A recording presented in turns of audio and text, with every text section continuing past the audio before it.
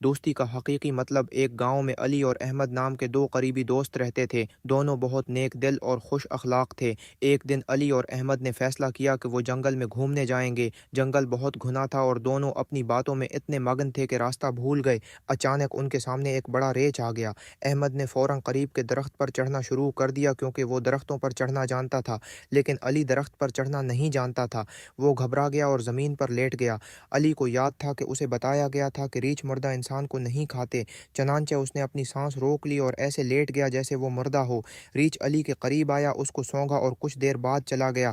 جب خطرہ ٹل گیا تو احمد درخت سے نیچے آیا اور علی سے مذاق کرتے ہوئے پوچھا، ریچھ تمہارے کان میں کیا کہہ رہا تھا؟ علی نے مسکرا کر جواب دیا، ریچھ نے کہا کہ ایسے دوست سے دور رہنا جو مشکل وقت میں ساتھ چھوڑ دے۔ کہانی کا سبق: یہ کہانی ہمیں سکھاتی ہے کہ اصل دوست وہ ہوتا ہے جو مشکل وقت میں ساتھ ہو دے۔ ہمیں ہمیشہ اچھے دوستوں کا انتخاب کرنا چاہیے اور خود بھی دوسروں کے لیے مددگار بننا چاہیے۔ کیا آپ کو یہ کہانی پسند آئی؟